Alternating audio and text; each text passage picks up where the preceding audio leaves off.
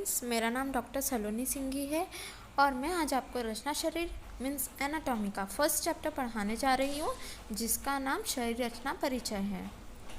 So let's start. But wait, उससे पहले video को लाइक, शेयर एंड सब्सक्राइब करना ना भूलें और बेल आइकन पर प्रेस करें, जिससे आपको अपकमिंग वीडियोस के नोटिफिकेशन मिल जाएंगे। तो हम स्टार्ट करते हैं हमारा चैप्टर। अध्याय नंबर 1, शरीर रचना परिचय। सबसे पहले हम डेफिनेशंस पढ़ते हैं इसकी। तो शरीर रचना की डेफिनेशन क्या होगी? रचना प्रतिपादकम शरीरम इति रचना शारीरम। इसके प्रोनाउंसिएशन पे आप ध्यान दीजिएगा, ठीक है। जिस शास्त्र में, शास्त्र किसे बोलते हैं? जिस बुक से हम पढ़ रहे हैं उसे अपन शास्त्र कहते हैं। तो जिस शास्त्र में हम शरीर के अंग प्रत्यंगों मतलब ऑर्गन्स एंड ऑर्गन सिस्टम्स के बारे में हम अध्ययन करते हैं या पढ़ते हैं उसे शरीर रचना विज्ञान कहते हैं। फिर अगर इसको मॉडर्न की टर्मिनोलॉजी में देखते हैं तो अपन रचना शरीर को एनाटॉमी बोलते हैं। तो डेफिनेशन ऑफ एनाटॉमी, तो एनाटॉमी मेनली 2 वर्ड से मिलकर बना होता है, एना प्लस टॉमी। एना मीन्स क्या होता है? Continuous, and Tommy means cutting. अगर आप वर्ड्स को ऐसे ब्रेक करके पढ़ोगे तो आपको मीनिंग करना बहुत इजी हो जाएगा। जैसे ट्यूबेक्टॉमी होता है तो अपन फेलोपियन ट्यूब को कट करते हैं, तो वैसे ही टॉमी मीन्स कटिंग होती है। पर यहाँ पे किसी चीज़ को कट करने से मतलब ऐसा नहीं कि अपन ने उसको कट कर दिया, कंटिन्यूस मतलब अपन उसको कंटिन्यूसली कट ही करते जा रहे हैं, ऐसा इसका बिल्कुल मतलब नहीं है। कंटिन्यूस मतलब जो अपनी लाइफ स्टाइल, जो जीवन शैली, कैसे अपनी लाइफ स्टाइल कंटिन्यूस चलती रहती है। तो कंटिन्यूस अपन उस जिसके बारे में अपन स्टडी करते हैं डाइसेक्शन की हेल्प से। कटिंग मीन्स डाइसेक्शन, जिसके बारे में अपन के आचार्य सुश्रुत ने मृत शोधन में बहुत अच्छे से एक्सप्लेन किया है। ये अपन आने वाले वीडियोस में पढ़ेंगे। तो यहाँ पे आपको मीनिंग क्लियर हुआ कंटिन्यूस कटिंग का। फिर अपन इसके बारे में बाकी सब में सेम ही लिखा है, बस अपन थोड़ा इसको देख लेते हैं कि anatomy is the study of structure and the relationships among structures. Although anatomy was studies by dissection of cadavers. Cadavers अपन किसको बोलते हैं? अपन डेड बॉडी को बोलते हैं। तो डेड बॉडी पे अगर अपन स्टडी करते हैं या उसके डाइसेक्शन के द्वारा स्टडी करते हैं, उससे अपन क्या बोलेंगे? एनाटॉमी। फिर इसके डिविजन्स देखते हैं अपन, सब डिविजन्स क्या क्या होते हैं। यहाँ पे कैडेवरिक एनाटॉमी। कैडेवरिक एनाटॉमी मतलब है ये डेड, मैंने आपको जैसा बताया डेड बॉडीज़, तो अपन जिन भी ऑर्गन्स को अपन नेक्ड आई के द्वारा देख सकते हैं या स्टडी कर सकते हैं, अपन उसे कैडेवरिक एनाटॉमी बोलते हैं। इसको अपन मैक्रोस्कोपिक या ग्रॉस एनाटॉमी भी बोल सकते हैं।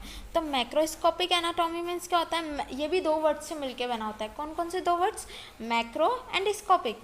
तो जैसे मैक्रो मीन्स क्या होता है? अपन बड़े जो चीज़ें रहती या मोटी मोटी जो अपन स्टडी करते हैं, बड़े जिसे अपन नेक्ड आई से अपन देख किसे सकते हैं, बड़ी चीज़ों को देख सकते हैं। तो वैसे ही अपन जिसको अपन नेक्ड आई से देख सकते हैं उसे अपन मैक्रोस्कोपिक बोलेंगे। फिर इसमें इसके भी 2 पार्ट्स किए गए। कौन कौन से 2 पार्ट्स में डिवाइड किया गया? Regional anatomy and systemic anatomy. जैसे रीजनल एनाटॉमी, रीजनल मतलब वो किस रीजन में वो सिचुएटेड है, दैट इज़ रीजनल एनाटॉमी। जैसे हेड और चेस्ट अपन जिनके बारे में स्टडी करते हैं उसे अपन रीजनल एनाटॉमी बोलते हैं। सिस्टेमिक एनाटॉमी मतलब अपन जिस ऑर्गन सिस्टम की अपन अगर स्टडी करते हैं उसे और सिस्टेमिक एनाटॉमी बोलते हैं। जैसे cardiovascular system, respiratory system, nervous system, skeletal system, articulatory system, ये सब के बारे में अपन जिसमें स्टडी करते हैं उसे अपन सिस्टेमिक एनाटॉमी बोलते हैं। फिर लिविंग एनाटॉमी। लिविंग एनाटॉमी मतलब जैसे अगर अपन ह्यूमन बींग्स के अगर अपन उसको चेक कर रहे हैं तो अपन उसको कैसे अपन उसको एग्जामिन करेंगे, तो अपन 5 चीज़ों से करते हैं, याद रखना। इंस्पेक्शन, पाल्पेशन, परकशन मतलब वो ठोक के जिसे अपन बोलते हैं ना परकशन करते हैं, उससे अपन परकशन कहते हैं। फिर ऑस्कल्टेशन मतलब स्टेथोस्कोप के थ्रू अपन जिस चीज़ को सुनते हैं उसे ऑस्कल्टेशन कहते हैं। एंडोस्कोपी इंटरनली स्टडी करते हैं अपन उसको, उस वजह से अपन जिस ह्यूमन बॉडी की स्टडी करते हैं, लिविंग ह्यूमन बॉडी की, उससे अपन क्या बोलते हैं? Living anatomy. नाम से समझ आ रहा है। फिर सरफेस एनाटॉमी। सरफेस एनाटॉमी किसके बोलते हैं? जैसे सरफेस, तो उस ऑर्गन्स ने आपकी बॉडी में किस किस जगह पर अपनी सरफेसेस मतलब किस किस रीजन को कवर करके रखा है, उसके बारे में स्टडी करना क्या होता है? सरफेस एनाटॉमी होता है। तो वही लिखा है यहाँ पे, surface anatomy is the study of deeper parts of the body in relation to the skin surface. Skin surface से रिलेटेड। अब स्किन सरफेस से कब वो रिलेट होगा? जिस रीजन में वो सिचुएटेड होगा, ठीक है। फिर इसको टोपोग्राफिक एनाटॉमी। नीचे देखो क्या लिखा है, surface anatomy is equals to the topographic anatomy. अब आप बोलेंगे इसको फिर अगर एक ही है तो इसको सेम क्यों नहीं रखा, इसको अलग अलग डेफिनेशंस क्यों बताइए, तो वो भी आज हम जानते हैं। Study of the structure and form of a portion of the body with particular emphasis on the relationships of the parts of to each other. मतलब ये क्या होता है कि ये relationships of the part to each other, मतलब organ आपस में किस रिलेशन में है, कैसे रिलेट हो रहे हैं, अपन उसके बारे में स्टडी करते हो। यहाँ पे क्या आ रहा है, स्किन से रिलेटेड है और ये ऑर्गन से रिलेटेड है, इसलिए दोनों को थोड़ा मतलब ये सिमिलर है, बट बस इतना सा ही डिफरेंस है इसमें, इसलिए। फिर डेवलपमेंटल एनाटॉमी। अब डेवलपमेंट कैसे है, जैसे फर्टिलाइज्ड एग जो रहता है, स्पर्म एंड ओवम से फर्टिलाइजेशन होता है, पता ही सबको। फिर फर्टिलाइज्ड एग जो रहता है वो एडल्ट फॉर्म में कैसे रहता है, तो इसकी भी 2 स्टेजेस आती है। कौन कौन सी, intra uterine stage and extra uterine stage.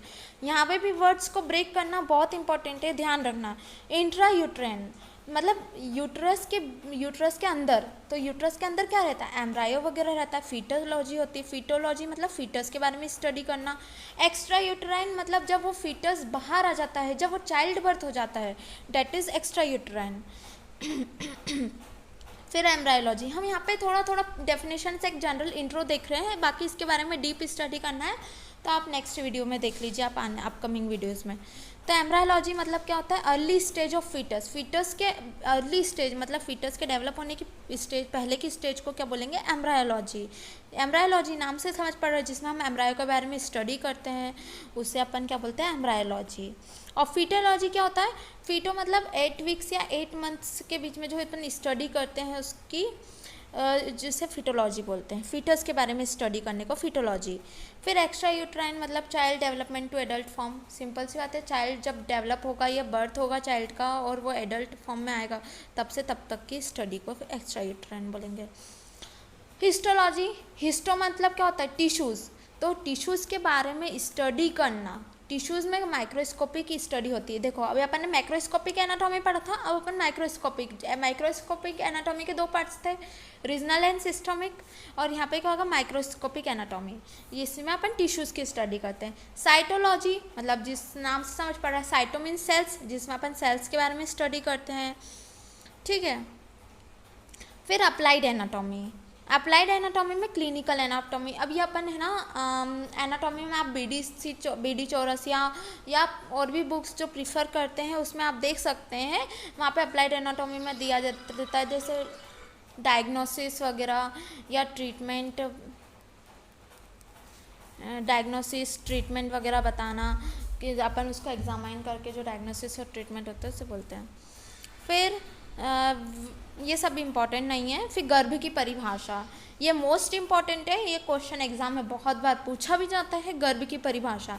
तो आचार्य चरक, अगर आपको रेफरेंसेस याद होते तो बहुत अच्छी बात है, बट याद करना ज़रूरी है, और अगर आपको अध्याय नंबर और श्लोक नंबर याद होते तो वो भी आप इम्पॉर्टेंट है अगर आप याद करते तो शुक्र शोणितम जीव संयोगे तू खलु कुक्षिगते गर्भ संज्ञा भवती।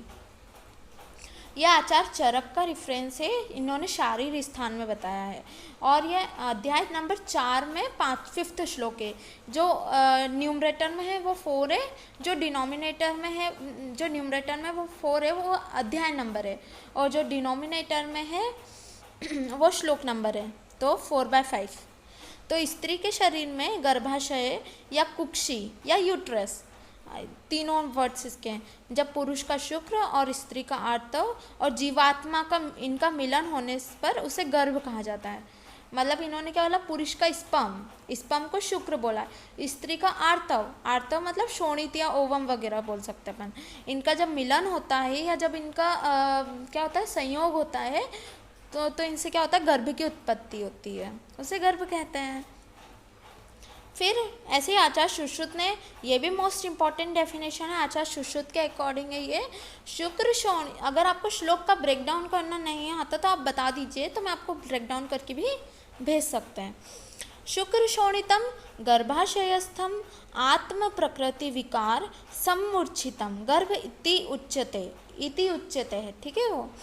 फिर तम चेतनावस्थितम वायुर्विभजति तेज एनम पचति आपः क्लेदयन्ति पृथ्वी सहन्ति आकाशम विवर्धयति एवं विवर्धितः स यदा हस्तपादजिह्वा ग्रहण कर्ण नितंब आदि भिरंगे रूपेतः तदा शरीरम इति संज्ञा लभते।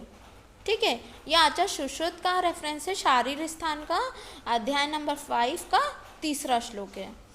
तो इसमें अपन एक एक वर्ड के मीनिंग देखते हैं। स्त्री के शरीर में गर्भाशय, यूट्रस, इन्होंने भी वही डेफिनेशन बताई, बस इन्होंने पंच महाभूत का इन्होंने संयोग बता दिया। पंच महाभूत पता है आपको कौन कौन से होते हैं? आकाश, जल, अग्नि, वायु, पृथ्वी। ठीक है, ये पंच महाभूत होते हैं। तो स्त्री के शरीर में शुक्र शोणित का मिलन होकर उसमें आत्मा, प्रकृति और विकार, इन सब का संयोग होता है, तब उसे गर्भ कहते हैं। ठीक है, इस चेतन गर्भ, चेतन मतलब आत्मा, अब आत्मा आ जाती है मतलब गर्भ बन जाता है, में क्या होता है? वायु तत्व द्वारा विभाजन होता है, मतलब उनमें डिवीज़न होने लगते हैं। अपन ने नहीं पढ़े थे वो माइटोसिस, मियोसिस वगैरह, तो डिवीज़न होने लगते हैं और वृद्धि होती है। फिर अग्नि के द्वारा क्या होता है? डाइजेस्टिव सिस्टम होता है, पाचन होता है। जल के द्वारा क्या होता है? द्रवीभवन, मतलब जल क्या करता है? क्लेदन का काम करता है। तो वही आपह क्लेदयंती, क्लेदयंती मतलब एक उसको लिक्विड करता है, लिक्विडिटी करता है, फ्लूइडिटी करता है। पृथ्वी से अपन को क्या होता है? सॉलिडिटी आती है, सहनता, सॉलिडिटी, या घनता आती है, सॉलिडिटी। फिर आकाश तत्व के द्वारा क्या होता है? रिक्तता, मतलब आकाश क्या करता है? एक स्पेस प्रोवाइड करता है, तो स्पेस में आकार बढ़ेगा। तो इन पांचों महाभूत के द्वारा कार्य करने पर अपने, जब उसके हाथ, पैर, जीवा मतलब जीभ, कान, नाक, नितंब मतलब नितंब आदि अंग प्रत्यंग निर्माण होते हैं। नितंब मतलब आपका हिप पोर्शन वगैरह, तभी उसे शरीर कहा जाता है। फिर definitions of body, definitions of body क्या है? Body is the organization of trunk and with various organs and organ systems assemble in it which works in cooperation and coordination with each other. अब body क्या होती है? Body में जिसमें अपन trunk या ऑर्गन सिस्टम्स के बारे में स्टडी करते हैं, उससे अपन क्या बोलते हैं? बॉडी बोलते हैं। अब षडंग शरीर, षडंग शरीर नाम क्यों दिया? इसमें भी अगर आप इसका ब्रेकडाउन करके समझेंगे तो आपको बहुत अच्छे से समझ आएगा। षड मतलब 6 अंग, उसको क्या बोलते हैं? शरीर। अब अपन 6 अंग कैसे कहेंगे, तो वो अपन उसका श्लोक पढ़ते हैं, ये भी इंपॉर्टेंट श्लोक है, हर जगह आपको आएगा। तच्च षडंगम शाखाश्चतस्रो, शाखा 4 होती है। मध्यम पंचम षष्ठम शीरम इति। ठीक है, ये आचार्य सुश्रुत शारीर का रेफरेंस है, अध्याय नंबर 5 का 3rd श्लोक। तो वही शाखा चतस्रो मतलब 4 शाखा होती है। 4 शाखा कौन कौन सी होती है? राइट अपर एक्सट्रीमिटीज मतलब right hand, left hand, right leg, left leg. Lower extremity मतलब राइट लेग, लेफ्ट लेग। फिर मध्य शरीर में क्या आएगा? आपका ट्रंक, ट्रंक मतलब थॉरेक्स और एब्डोमेन वगैरह, ये सब मध्य शरीर में आएगा, तो इसको 5th वाला माना है। फिर शीर और ग्रीवा, शीर मतलब क्या होता है? हेड रीजन, और ग्रीवा मतलब होता है नेक। तो ये जिसके बारे में अपन जिसमें स्टडी करते हैं उसे अपन षडंग शरीर कहते हैं, इसी को षडंग शरीर कहते हैं। सो स्टूडेंट्स, आपके लिए आज के लिए इतना ही। आई होप आपको आज का वीडियो पसंद आया हो। Please like, share and comment करना मत भूलिएगा। नेक्स्ट वीडियोज़ आपको जल्दी मिलेगी, उसका नोटिफिकेशन आपको मिल जाएगा। Okay, thank you.